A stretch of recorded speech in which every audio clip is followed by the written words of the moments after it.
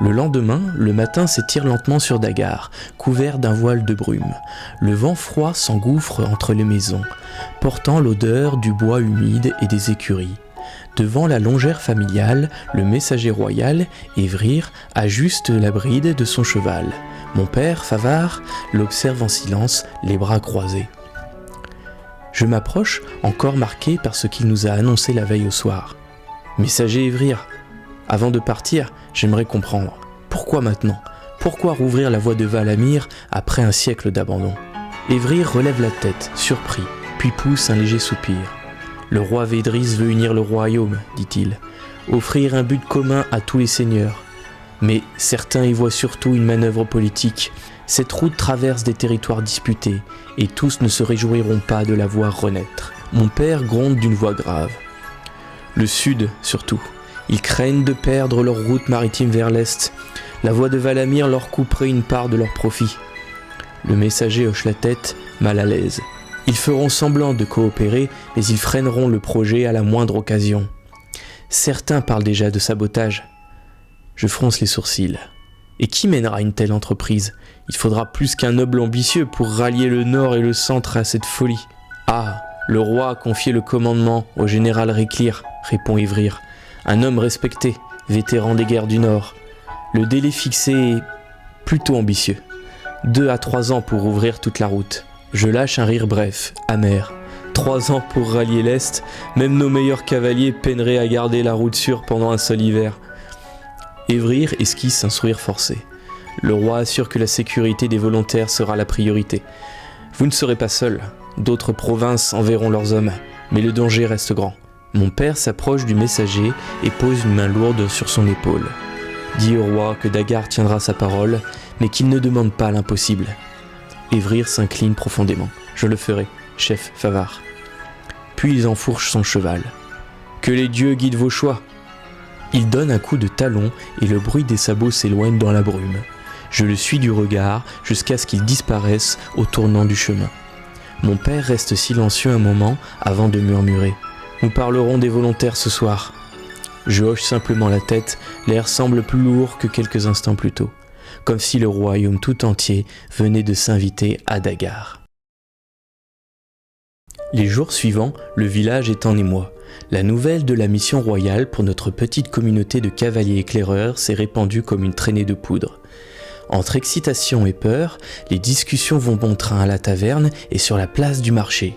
Chacun a son avis sur le danger imminent et les chances de succès de notre expédition. Avec mes amis et mes parents, je perds la notion du temps. Entre la préparation des provisions, le tri du matériel, le recrutement des volontaires et la planification de l'itinéraire, les heures s'écoulent inexorablement.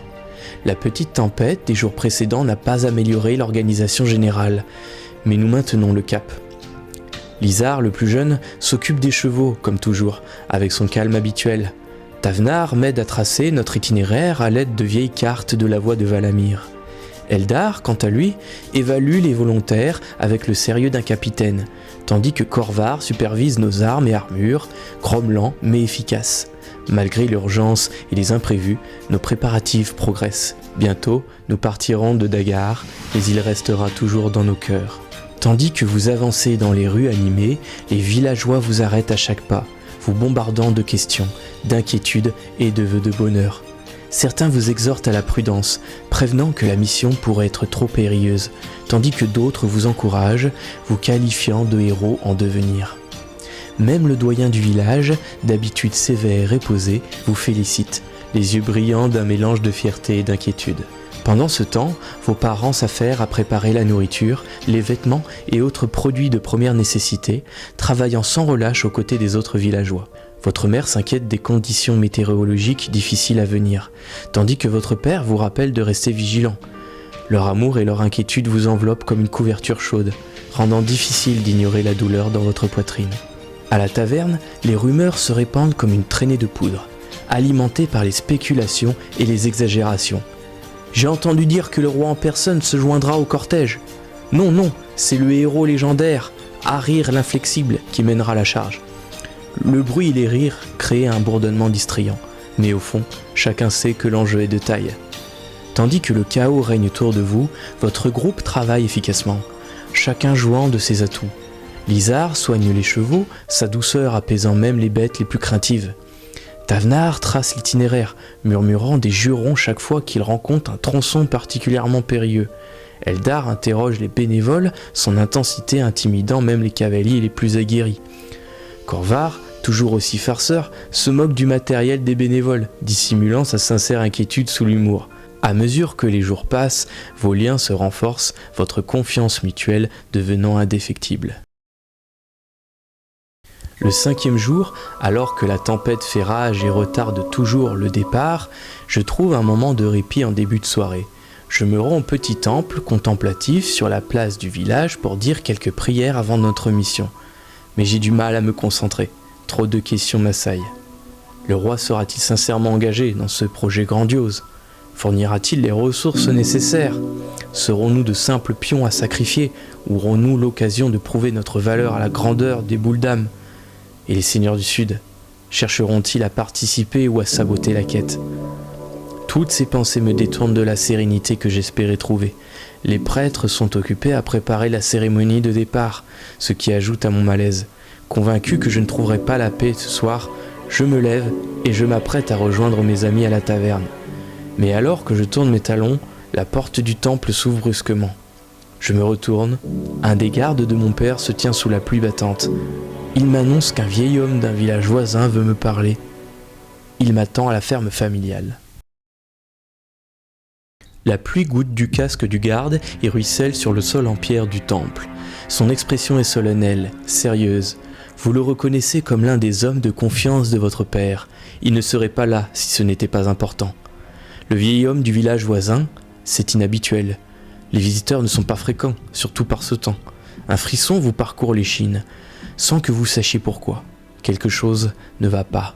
Vous retournez précipitamment à la ferme familiale, le vent fouettant votre manteau avec frénésie. Le garde vous suit de près. En approchant de la porte, vous ralentissez, vos sens en alerte. Qui peut bien être ce mystérieux visiteur et de quoi veut-il vous parler ?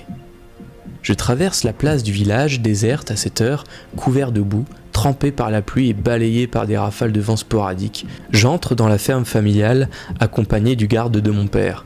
Il fait déjà nuit et la grande cheminée crépite, tandis que les visages de mes parents et du mystérieux visiteur se tournent vers moi, tandis que j'enlève mes bottes sales. Père, mère, qu'est-ce que c'est ? Vos parents échangent un regard nerveux, leur visage n'étant éclairé que par la douce lueur de la cheminée.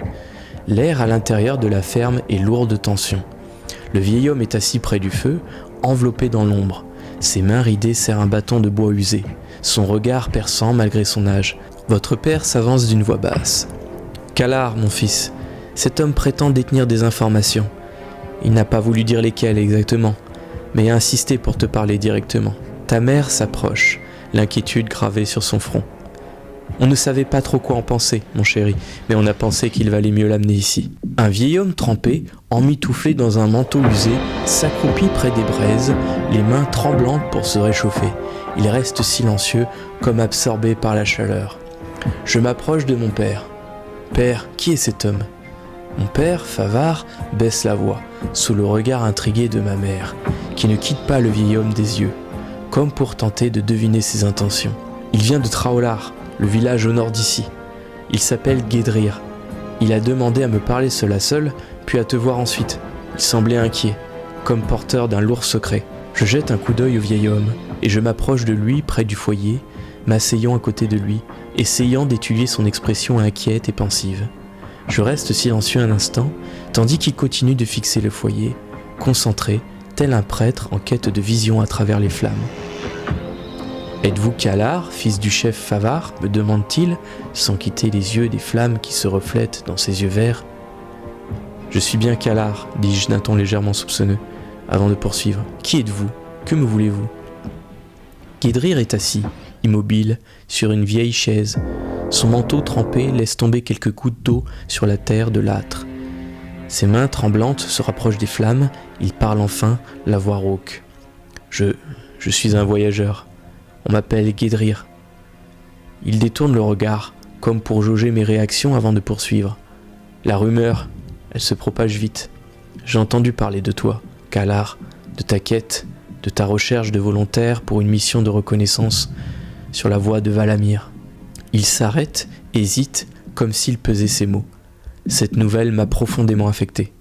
Peut-être parce que peu de gens comprennent l'ampleur de ce chemin. Ses yeux rencontrent enfin les miens, intenses. On dit que tu es courageux, que tu inspires confiance. Mais il faut plus qu'une réputation pour ce que je recherche. Il se penche légèrement, comme pour me murmurer un secret. Je ne peux pas te dire tout de suite qui je suis, ni pourquoi je suis venu. Mais crois-moi, ce que j'ai à te dire est lié à l'histoire que tu vas raconter. Je jette un regard sceptique à mes parents derrière moi, qui m'observent attentivement, avant d'observer un instant le regard perçant du vieil homme, comme si j'essayais de déceler une tromperie. Mais rien. J'espère que tu ne me fais pas perdre mon temps, vieil homme. J'ai beaucoup à faire, et les enjeux sont importants. Je ne tolérerai pas la moindre tromperie. Sache-le. Guédrir hoche la tête lentement, le regard fixe. Oui, je comprends. Tromper serait imprudent, en effet, surtout compte tenu des circonstances. Il remue, mal à l'aise, ses articulations craquant. Tu es jeune, Kalar, mais tu as gagné le respect. Ton peuple te fait confiance, c'est pour ça que je suis là. J'ai vu des générations oubliées, mais toi, tu es peut-être celui-là. Il marque une pause, reprenant ses esprits. Je vais aller droit au but. Tu vas te diriger vers l'est pour établir la voie de Valamir. Mais il y a quelque chose de plus, quelque chose de crucial, caché en chemin. Son regard parcourt la pièce, s'assurant que personne d'autre ne l'écoute. Satisfait, il se penche en avant, son murmure à peine audible. Valamir a laissé derrière lui les pièces d'un puzzle, des tablettes cachées dans des villages fortifiés. Elles sont la clé pour trouver son tombeau. Guédrir resserre sa prise sur son bâton. On dit que son tombeau recèle un pouvoir oublié, un pouvoir qui pourrait changer le destin de votre village, et peut-être même du royaume. Je lève les sourcils, surpris par sa franchise à propos de cette singulière révélation. Je ne m'attendais pas du tout à cela. Je me tourne une fois de plus vers mes parents pour leur faire part de mon étonnement, puis je me tourne à nouveau vers Guédrir. Je suis tombé sur cette légende lors de mes recherches sur la voie mythique de Valamir, et pour être honnête, je n'y ai pas prêté beaucoup d'attention. Elle me semblait plutôt tirée par les cheveux. Pourquoi devrais-je vous croire ? Y a-t-il autre chose à votre sujet que je devrais savoir ? Guédrir s'éclaircit la gorge, le regard embrumé. Il jette un coup d'œil à vos parents, puis à vous, l'air résolu. Il y a quelque chose que je ne vous ai pas dit, Kalar, quelque chose qui fait toute la différence. Il prend une grande inspiration, sa poitrine se soulevant et s'abaissant lentement. Je ne suis pas un voyageur ordinaire. Je suis l'un des derniers descendants vivants de Valamir lui-même. Vos parents échangent des regards choqués, visiblement surpris par cette révélation. J'ai vécu une longue vie, vu bien des choses, gardé bien des secrets. Mais ceci est trop important pour mourir avec moi. Vois-tu, j'ai vu le monde oublier les sacrifices, oublier le génie de mon ancêtre. Et maintenant, grâce à votre mission, je réalise qu'il y a encore de l'espoir. L'espoir que ce pouvoir oublié ne disparaisse pas à jamais. Des larmes lui montent aux yeux, les faisant briller comme des émeraudes à la lueur du feu. Je ne pouvais pas laisser passer cette chance. Toi, Kalar, tu as l'occasion de faire tes preuves, de prouver que le sang des hommes courageux coule encore fort sur ces terres. Et je peux te donner les outils pour réussir. M'écouteras-tu ?